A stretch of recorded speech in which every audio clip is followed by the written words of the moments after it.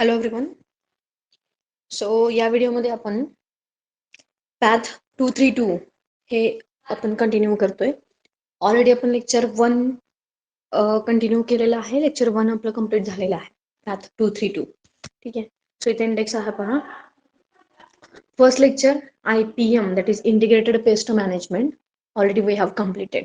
ठीक आहे. Integrated means combination of all the tools. जे काही टूल्स आपल्याकडे अवेलेबल आहेत पेस्ट मॅनेज करण्यासाठी, डिसीज मॅनेज करण्यासाठी, ते सगळे जे टूल्स आहेत ते सगळे टूल्स एकत्र करणं आणि जे पेस्ट आहेत, जे डिसीज आहेत ते मॅनेज करणं. त्याच्यामध्ये आपण IPMचे इंट्रोडक्शन, हिस्ट्री, इम्पॉर्टन्स आणि कन्सेप्ट या गोष्टी आपण बघितल्या होत्या फर्स्ट लेक्चरमध्ये. सेकंड लेक्चर आपण स्टार्ट केलं होतं, त्याच्यामधील फक्त छोटासा एक पॉईंट आपण बघितला होता आणि आज या टॉपिकमध्ये या लेक्चरमध्ये आपल्याला तिथून पुढचा पार्ट कव्हर करायचा आहे. ठीक आहे. सो सेकंड आपलं लेक्चर आहे principles and tools of IPM. Principles and tools of IPM. IPMचे तत्व काय आहेत आणि IPM मध्ये काय कोणकोणते टूल्स वापर हे आपल्याला बघायचं आहे. सो बघा, जस्ट रिवाइज करू आपण एकदा. फर्स्ट लेक्चर आपण बघितलं इंट्रोडक्शन, हिस्ट्री आणि importance and concept of IPM. IPMचे इंट्रोडक्शन, त्याच्या कन्सेप्ट काय आहेत. त्याच्यानंतर आपण IDM बघितलं. त्याच्यानंतर इंटिग्रेशनची डेफिनेशन, पेस्टची डेफिनेशन, मॅनेजमेंटची डेफिनेशन, देन IDM ची डेफिनेशन आपण बघितलेली आहे लाईन टू लाईन. ठीक आहे. त्याच्यानंतर बघा हा जो प्लांट डिसीज कंट्रोल आणि प्लांट डिसीज मॅनेजमेंट, कंट्रोल आणि मॅनेजमेंट या दोन्हीमध्ये काय डिफरन्स आहे या गोष्टी सुद्धा आपण बघितलेल्या आहेत. आणि कंट्रोल पेक्षा मॅनेजमेंट किती इम्पॉर्टंट आहे हे सुद्धा आपण या डिफरन्समध्ये बघितलेलं आहे. नेक्स्ट आपण या पहिल्या लेक्चरमध्ये इम्पॉर्टन्स बघितलं होतं IPM और IDMचं, की इंटिग्रेटेड पेस्ट मॅनेजमेंट का करायची, इंटिग्रेटेड डिसीज मॅनेजमेंट का करायची. ठीक आहे. त्याच्यानंतर इम्पॉर्टन्स आपण बघितलं होतं. AIIMS of selected IPM strategy and prescription, काय उद्देश काय आहे, का आपण स्ट्रॅटेजी अशाच वापरायच्या याच्यामध्ये, हे आपण बघितलं होतं. ठीक आहे. सो नेक्स्ट आपण ओरिजिन आणि हिस्ट्री ऑफ टर्मिनॉलॉजी, वेगवेगळे ज्या टर्मिनॉलॉजी आहेत त्या टर्मिनॉलॉजीचा इतिहास आपण बघितला होता. जसं की आता बोरॉन असेल किंवा बॉर्डॅक्स मिक्सचर असेल, हे का वापरलं जातं, कुणी सुरुवातीला वापरलं, कोणी बनवलं, ह्या गोष्टी आपण ऑलरेडी फर्स्ट लेक्चरमध्ये आपण बघितलेल्या आहेत. आणि कोणकोणत्या टर्म कोणी कोणी दिल्या ह्या सुद्धा गोष्टी आपण बघितल्यात. फर्स्ट टाइम इंटिग्रेटेड कंट्रोल हे कोणी टर्म वापरले हे बघितलं आपण. त्याच्यानंतर आपण idea of managing insect paste population कोणी प्रपोज केली, ह्या गोष्टी आपण लेक्चर नंबर 1 मध्ये कव्हर केलेल्या आहेत. ठीक आहे. दुसरं लेक्चर आपण स्टार्ट केलं principles of integrated plant disease management, that is principle and tools of IPM.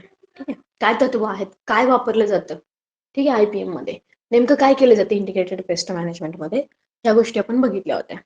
So बघा, ह्याच्यामध्ये पहिलं आपण बघितलं अवॉइडन्स, म्हणजे पूर्णपणे अवॉइड करणं, पूर्णपणे टाळणं, कसं टाळू शकतो आपण हे फर्स्ट बघितलं. त्याच्यानंतर एक्सक्लुजन ऑफ इनॉक्युलम, म्हणजे इन्फेक्शन होऊच द्यायचं नाही. तो जो पॅथोजन आहे किंवा तो जो डिसीज, जो रोग तयार करणारे जे पॅथोजन आहेत त्यांचं इनॉक्युलेशन म्हणजे इन्फेक्शन होऊच द्यायचं नाही. त्याच्यानंतर इरॅडिकेशन, म्हणजे जर एखाद्या प्लांटवरती जर तो डिसीज किंवा ते पेस्ट आलेले असेल तर तो प्लांट इरॅडिकेट करायचा, तोडून टाकायचा. त्याच्यानंतर प्रोटेक्शन, प्रोटेक्ट कसं करू शकतो आपण त्यांना. अँड डिसीज रेजिस्टन्स, इम्युनायझेशन, म्हणजे ऑलरेडी त्या प्लांटमध्ये, त्या प्लांटच्या व्हरायटीमध्येच तो डिसीज होऊ नये अशी ताकद आपण कशी ऍड करू शकतो. तर हे बेसिक 5 प्रिन्सिपल आहेत IPMचे. ह्याच्यामध्ये आपण अवॉइडन्स ऑफ पॅथोजन बघितलं होतं. पॅथोजन आपण कसं अवॉइड करू शकतो, तर pathogen can be avoided by proper selection of geographical area, म्हणजे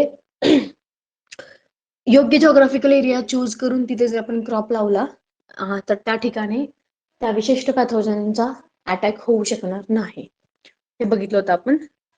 त्याच्यानंतर proper selection of the field, म्हणजे जिथं आपल्याला तो क्रॉप लावायचा ती फील्ड अशी निवडायची की जिथं या पॅथोजनचा किंवा हा डिसीज किंवा पेस्ट होणार नाही. त्याच्यानंतर टाइम ऑफ सोईंग, म्हणजे पेरणीचा जो काळ आहे, पेरणीचं जी टायमिंग आहे ते टायमिंग आपण पुढं मागं करू शकतो, जेणेकरून तो डिसीज किंवा ते पॅथोजन त्याचा अटॅक होणार नाही. याचं सुद्धा एक्झाम्पल आपण बघितलं होतं. डिसीज एस्केपिंग व्हरायटीज आपण बघितल्या होत्या. ठीक आहे. म्हणजे तो रोग एस्केप करू शकतील अशा व्हरायटीज.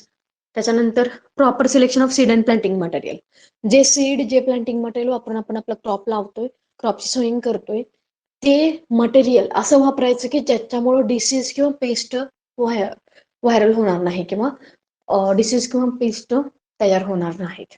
ठीक आहे, हे आपण बघितलं होतं. आता आपल्याला नेक्स्ट बघायचं आहे. नेक्स्ट प्रिन्सिपल आहे एक्सक्लुजन ऑफ द पॅथोजन. म्हणजे तो पॅथोजन एक्सक्लूड करायचा, त्या पॅथोजनला काढून टाकायचं. कसं बघा आता, वन बाय वन आपण हे पॉईंट बघू आता. दीज मेजर्स एम्स ॲट, हे जे उपाय आहेत त्या उपायांचा उद्देश काय आहे?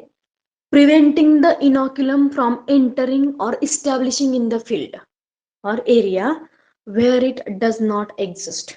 ठीक आहे, ह्या मेजर्सचा, ह्या उपायांचा उद्देश काय आहे? प्रिव्हेंटिंग द इनॉक्युलम, म्हणजे त्याचं इन्फेक्शनच होऊ द्यायचं नाही त्या एरियामध्ये. ठीक आहे, from entering or establishing in the field, फील्डमध्ये त्याला येऊच द्यायचं नाही, त्याचं इन्फेक्शनच होऊ द्यायचं नाही. Or area where it does not exist, जिथं तो डिसीज नाहीये, जिथं ती पेस्ट नाहीये, त्या एरियामध्ये त्या डिसीजला, त्या पेस्टला येऊच द्यायचं नाही. फॉर एक्झाम्पल, एक असा एरिया आहे, समजा एखादा व्हायरस आहे, तो व्हायरस मंगळवेढा तालुक्यामध्ये जास्त आहे आणि मोहोळ किंवा दुसऱ्या तालुक्यांमध्ये ते जास्त नाहीये. तर ज्या एरियामध्ये तो नाहीये ना, तर त्या एरियामध्ये त्याला येऊच द्यायचं नाही. त्याच्यासाठी मेजर्स करायचे, त्याच्यासाठी उपाय करायचे की तो व्हायरस आपल्या इकडच्या एरियामध्ये कसा येऊ शकणार नाही. ठीक आहे, हे म्हणजे exclusion of the pathogen. Different methods of exclusion are seed treatment, म्हणजे हा रोग होऊ नये की म्हणून सीड ट्रीटमेंट आपण करू शकतो. त्याच्यानंतर सीड इन्स्पेक्शन आपण करू शकतो, म्हणजे त्या सीडची टेस्टिंग करू शकतो आपण.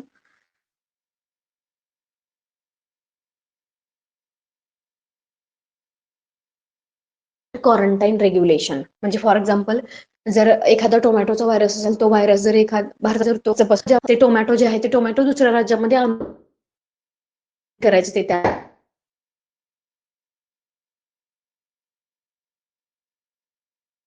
होईल तर तो जो व्हायरस आहे तो व्हायरस दुसऱ्या प्रदेशात होणार नाही. आता ह्या एक्सक्लुजन मध्ये आपण पहिला पॉईंट बघू, सीड इन्स्पेक्शन आणि सर्टिफिकेशन. सीड इन्स्पेक्ट करायचे, त्या सीडची चौकशी करायची. सर्टिफिकेशन, आणि ते सीड आहे की नाही, त्या सीडला डिसीज आहे की नाही, ती सीड पेस्ट डिसीज ट्रान्समिट करू शकते की नाही, हे चेक. ह्याच्यामध्ये बघा काय करतो आपण, crop grown inspected periodically for the presence of diseases that are. तर क्रॉप बियांच्या पर्पजसाठी, म्हणजे फक्त बिया तयार होण्यासाठी, कांद्याच्या बिया तयार करण्यासाठी आपण काय करतो, पीक लावतो. तर असे जे पिकं आहेत, असे जे क्रॉप आहेत, पर्पजेस आर, वारंवार त्या सीड ज्या आहेत त्या सीड चेक केले जातात, त्यांचं इन्स्पेक्शन केलं जातं. कशासाठी? फॉर द प्रेझेंट, म्हणजे अशा डिसीजेस सीडमुळे ट्रान्सफर होऊ शकतात. अशा डिसीजेस म्हणून वारंवार ते क्रॉप जे आहेत त्या क्रॉपचे इन्स्पेक्शन केले जातात, त्यांच्या सीडचे इन्स्पेक्शन केले जातं. या सीड डिसीज तर ट्रान्समिट करत नाहीत.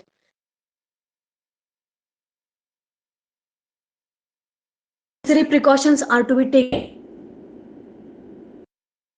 इन अर्ली स्टेजेस, म्हणजे आपण बियांसाठी डिसीज आलेला असेल किंवा त्या क्रॉपवरती जर डिसीज आलेला असेल, तर तो डिसीज जेव्हा सुरुवातीला आलेला असतो त्यावेळेस ते झाडं आपण कशी उपटून टाकू शकतो, तो डिसीज कसा कंट्रोल करू शकतो, या गोष्टींसाठी सीड इन्स्पेक्शन केलं जातं.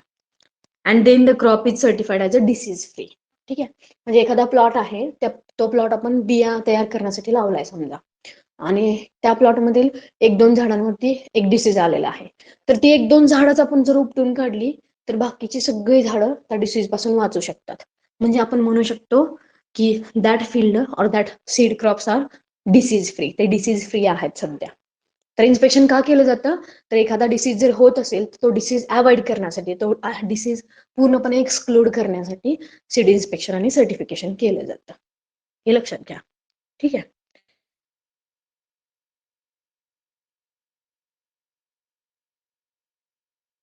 असं करण्यामुळे काय होतं, म्हणजे अंतर and intra regional spread of seed born diseases, म्हणजे सीडमुळं, बियांमुळं जे रोग होतात ते रोग आपल्या एरियामध्ये किंवा दुसऱ्या एरियामध्ये पसरण्यापासून आपण वाचवू शकतो.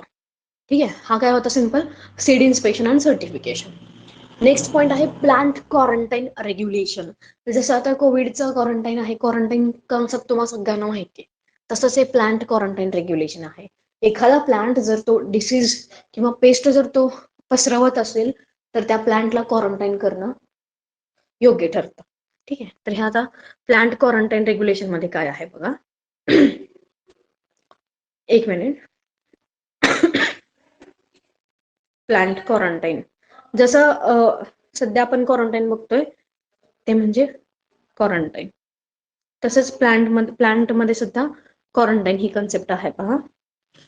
तर बघा क्वारंटाईन मीन्स व्हॉट.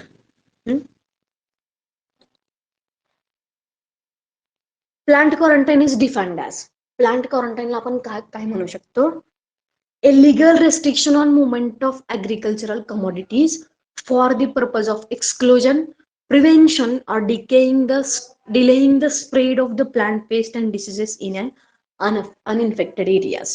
ठीक आहे.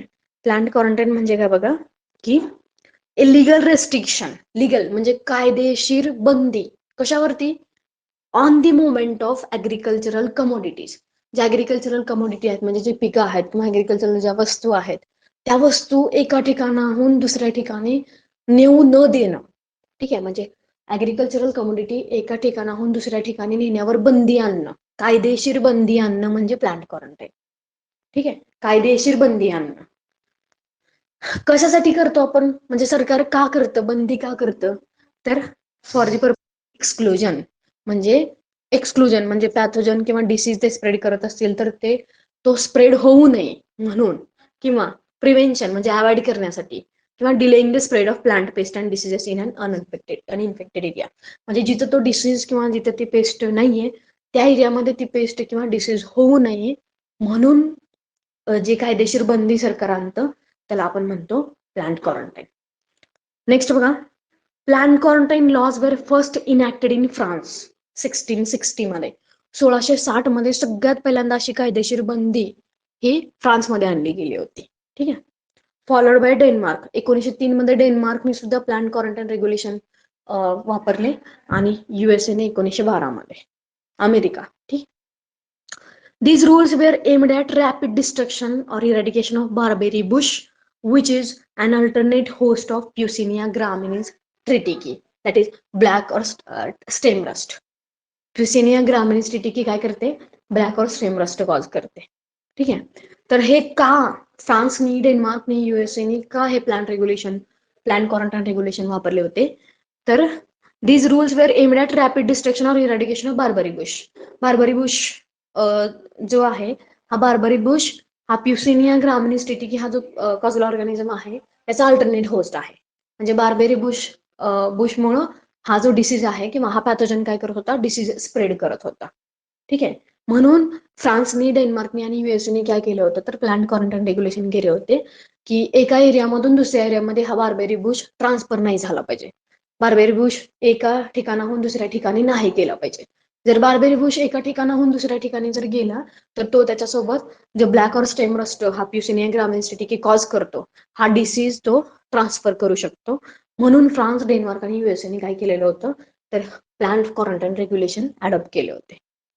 ठीक आहे. इंडियामध्ये काय बघा त्याचं, in India plant quarantine rules and regulation were issued under destructive insects and pest act, that is DIPA, in 1914. भारतामध्ये एक कायदा आहे कुठला, destructive insect and pest act, DIPA. 1914 मध्ये ह्या दिपा ऍक्टच्या अंडर प्लांट क्वारंटाईन रूल्स आणि रेग्युलेशन तयार केले गेले. भारतामध्ये कधी आले प्लांट क्वारंटाईन रेग्युलेशन 1914 मध्ये. कुठल्या ऍक्टच्या अंडर, दिपा ऍक्टच्या under, means destructive insects and pest act. ठीक आहे. In India 16 plant quarantine stations are operated by the Direction and Quarantine. So Directorate of Plant Protection आणि क्वारंटाईन. तर आणि क्वारंटाईन याचे जे डिरेक्टरेट आहे त्यांनी काय केलं होतं, म्हणजे त्यांच्या under Bharat ministry of food and agriculture of India. तर फूड अँड ॲग्रिकल्चर मिनिस्टर मंत्रालय जे आहे, डिरेक्टरेट येतं, डिपार्टमेंट येतं, त्या डिपार्टमेंटच्या अंडर 16 प्लांट क्वारंटाईन स्टेशन येतात भारतामध्ये. ही हिस्ट्री लक्षात ठेवा की भारतामध्ये सगळ्यात पहिल्यांदा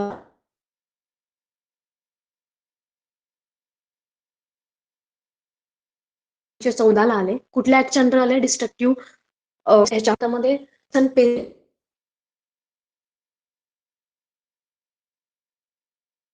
ministry of food and agriculture. ठीक आहे, directorate of plant quarantine and plant protection, आणि त्याच्या खाली 16 प्लांट क्वारंटाईन स्टेशन येतात. ठीक.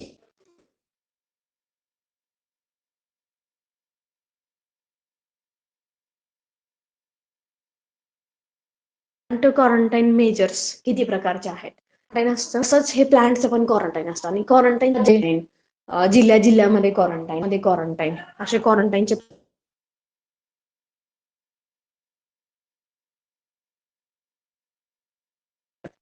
ठीक आहे, बघूयात. सो जस्ट छोटंसं लेक्चर होतं, हे छोटासा व्हिडिओ होता. नेक्स्ट लेक्चरला आपण क्वारंटाईनचे प्रकार आपण पाहूयात ह्या लेक्चरमध्ये. ठीक आहे, थँक्यू.